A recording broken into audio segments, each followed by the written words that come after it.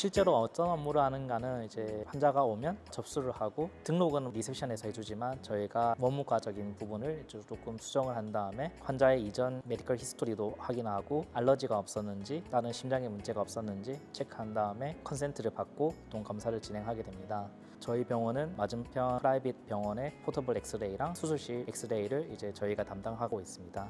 엑스레이를 하고 있고 CT도 어느 정도 혼자서 할 수 있는 정도가 되었습니다. 일하시는 곳에 따라서 간호사랑 협업을 해야 되는 경우도 있고 해교학과, 방사선 치료사 그리고 초음파사들과도 함께 일을 해야 되는 경우가 대부분입니다. 한국과 다른 점이 조금 있습니다. 한국에서는 저희가 원무과 일은 하지 않아도 되는데 여기서는 저희가 빌링 코드를 신경 써가지고 조영제를 주었는지 안 주었는지 정확한 검사 부위가 어딘지를 저희가 직접 체크해야 됩니다. 그리고 한국에서는 보통 간호사가 혈관을 잡는데 저희는 간호사가 늘 상주하지 않기 때문에 저희가 혈관을 잡아야 됩니다. 큰 병원에서 일하면 시프트 근무라고 해서 밤에도 일하고 주말에도 일하고 오전 오후 상관없이 돌아가면서 일을 하는 경우가 대부분인데 저는 학생 때부터 시프트 근무는 하고 싶지 않더라고요. 밤늦게 특히 일하는 것이 조금 무리가 오는 것 같아가지고 이왕 일할 거 워라밸을 조금 찾았으면 좋겠다 싶어서 평일 아침 7시부터 저녁 6시 혹은 9시까지 오픈을 하는 프랙티스에서 일을 하고 있습니다. 7시에 시작을 하면 3시에 마치고 10시에 시작을 하면 6시에 마치는 식으로 하고 있고 조금 더 일을 하고 싶으면 토요일 근무라든지 온콜 당직 근무를 해서 추가적인 수입을 벌어들이고 있습니다.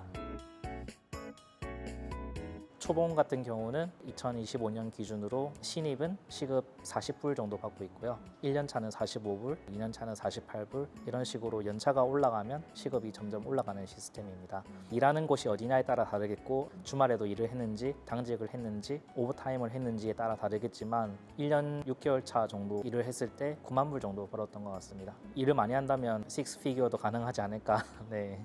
한국은 저랑 같이 대학교를 다녔던 친구들 얘기를 들어보면 벌써 9년 차 정도가 되었고 근무 시간도 호주보다 훨씬 길고 주말도 해야 되고 대형 병원에서 일을 하더라도 불구하고 연봉이 한 5천만 원까지밖에 안 되더라고요.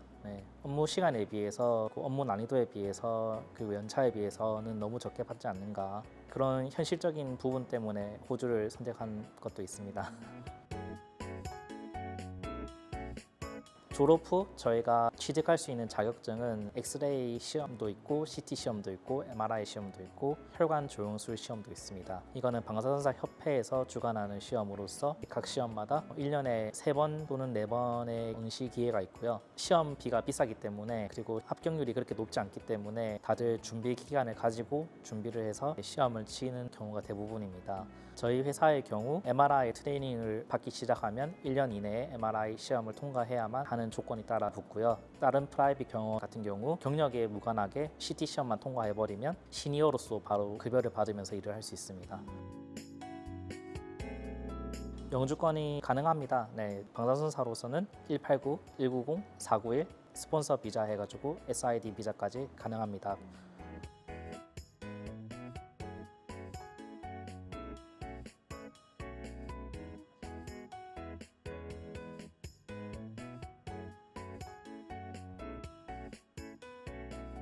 학업이 시험을 통과하기 위한 공부만으로는 졸업하는 데는 문제가 없겠지만 졸업하고 나서 막상 실무에 빠져들었을 때 얼마나 공부를 열심히 했느냐에 따라서 실습에서 얼마나 더 열심히 했느냐에 따라서 개인의 능력이 조금 많이 차이가 나더라고요. 나는 그냥 통과만 해야지 과제 제출만 해야지 하겠다는 생각으로 했다가는 졸업도 사실 조금 간당간당 할 뿐더러 취직할 때도 문제를 겪고 취직하고 나서도 조금 많이 힘들어하기 때문에 학생 때부터 열심히 해야 된다고 생각이 듭니다.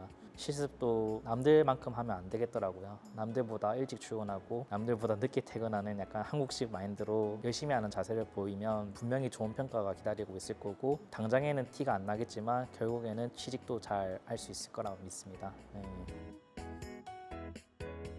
제가 올해 6월 달에 MRI 시험을 통과했고요. 저희 병원 보스랑 잘 얘기가 되어서 12월 달에 MRI 트레이닝을 들어가기로 했습니다.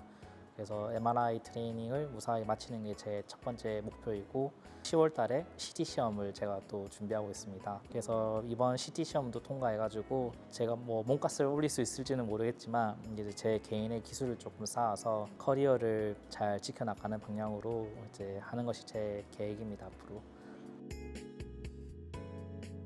1학년 때부터 정말 쉽지 않은 공부량일 거고 실습도 정말 많은 시간을 해야 되기 때문에 육체적으로 많이 힘들 겁니다.